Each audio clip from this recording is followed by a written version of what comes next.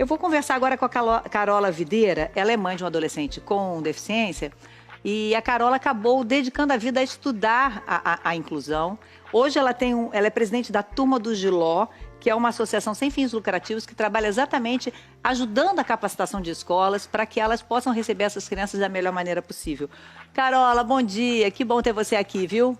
Bom dia, Fátima. Muito bom estar aqui. Obrigada pelo convite. Eu queria saber o que a gente faz, o que uma mãe que tem uma criança com algum tipo de deficiência faz quando a matrícula dela é negada numa escola. Fátima, acho que você falou muito bem, né? É um direito humano universal. Então, a primeira coisa é a gente informar toda a sociedade que quando ela tem uma matrícula negada de forma direta ou indireta, que essa família precisa denunciar essa ilegalidade. Ela pode fazer a denúncia tanto na Secretaria Estadual de Educação, como ela também pode procurar a Defensoria Pública e o Ministério Público, que é o caminho mais adequado para a gente poder denunciar essa ilegalidade e garantir o direito dos nossos filhos. No nosso país, a maioria das crianças com deficiência está em escola pública, não é isso? A maioria, mais de 80% das crianças com deficiência hoje estão na escola pública, nas salas regulares. Eu imagino que muitas escolas particulares acreditem que por cobrarem matrícula podem dizer não, mas também não podem, né? Infelizmente, as escolas estão equivocadas, as escolas particulares, elas têm que obedecer à mesma Constituição e não pode negar por nenhum motivo a matrícula, a recusa de um aluno por nenhum tipo de deficiência. Agora, Carola, quando a gente tem um ministro da Educação, como o ministro Milton Ribeiro, que diz que uma criança com deficiência, ela atrapalha o aprendizado dos colegas, de que maneira isso atrasa esse processo de inclusão, né?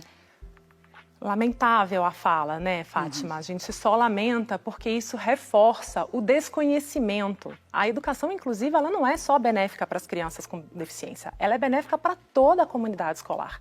Então, nós precisamos, enquanto sociedade, estarmos atentos e entender que esse direito, que essa luta é de todos nós.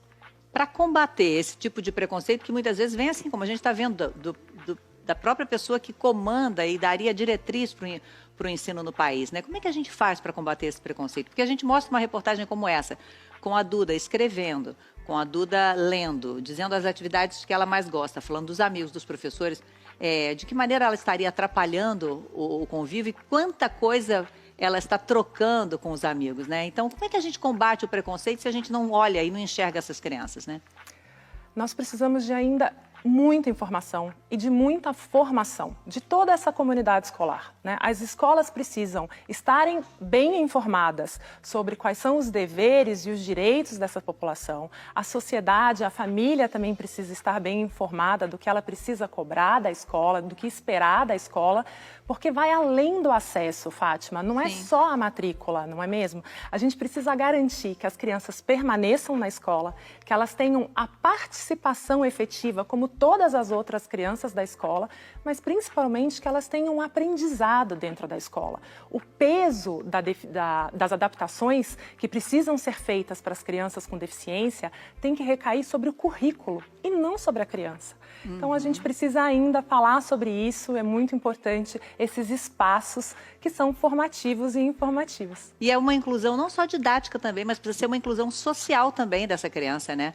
Porque ela precisa fazer parte do todo, ela tem que estar participando do recreio, ela tem que estar participando das festas escolares, ela tem que participar das festinhas dos amigos, e isso tudo vem junto com essa inclusão, né?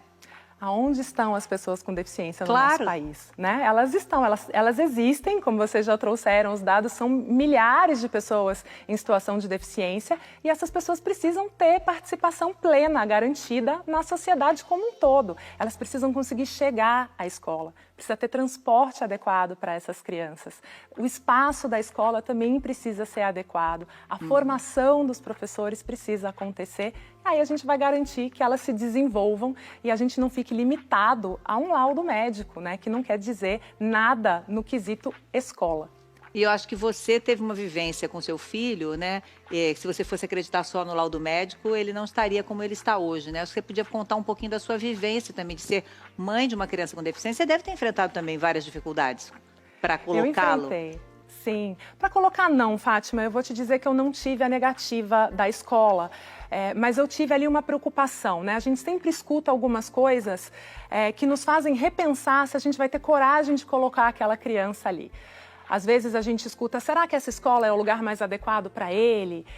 Eu escutei por diversas vezes que ele não seria capaz de aprender, porque o meu filho é uma criança que não fala, ele não é verbal, ele anda numa cadeira de rodas e ele precisa de uma ajuda para fazer as atividades de vida dele. Só que eu sou neurocientista, eu estudo neurociência há muito tempo. E como que a gente ainda tem esse tipo de pensamento? Nós sabemos que todo cérebro é capaz de aprender, que nenhum cérebro é igual ao outro, que a gente só precisa dos meios, que a gente precisa dar oportunidade e que a dificuldade muitas vezes é de ensinagem e não apenas de aprendizagem, né? E o meu filho conseguiu, sim, eu consegui ajudar a escola, ajudar o João. E a gente faz hoje esse trabalho na Turma do Giló para ajudar todas as crianças que estão em situação de inclusão e precisam de uma escola para se desenvolver. A Turma do Giló seria então isso, quer dizer, seria uma forma de mostrar descobertas que vocês já tiveram ou encontrar meios naquela escola com as dificuldades que também muitas vezes aquela escola tem para tornar ela mais acessível? Isso, a Turma do Giló, ela desenvolve um trabalho dentro das escolas para que as escolas sejam capazes de atender a todas as crianças, não deixando nenhuma delas para trás. A gente faz um trabalho com as famílias, com todos os professores e com todos os funcionários e também com todos os alunos, porque foi como você me perguntou, nós precisamos falar sobre isso no ambiente escolar para que os preconceitos não existam mais e que a gente consiga conviver com todas as diferenças, porque o mundo é diverso, o mundo é para todo mundo. E a escola é o ambiente mais plural que a gente conhece para se trabalhar a diversidade. Eu li uma história que você estava contando sobre, por exemplo, uma turminha que tinha uma criança numa cadeira de rosa e a brincadeira, a atividade era pular corda, que aquela criança não podia, mas a solução encontrada foi que ela cantava as músicas que eram necessárias para aquela brincadeira acontecer, né? É uma forma de inclusão, né? Exatamente. Às vezes a gente olha a pessoa com deficiência e a gente acredita que ela não é capaz de participar.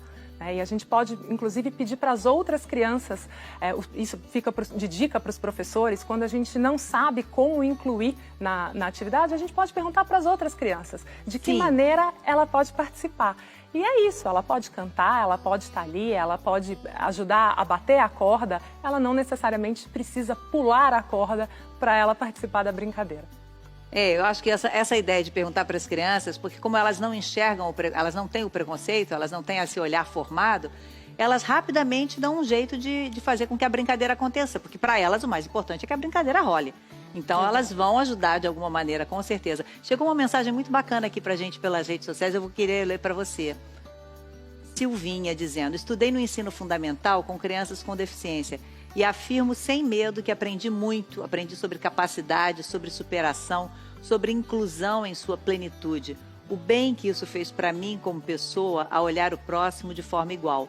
Eu acho que é exatamente isso, porque é na hora que a gente está se formando, os meus filhos também tiveram a oportunidade de estudar com crianças com diversos tipos de deficiência. É muito importante isso, porque esse olhar vai sendo formado de uma maneira muito diferente, né?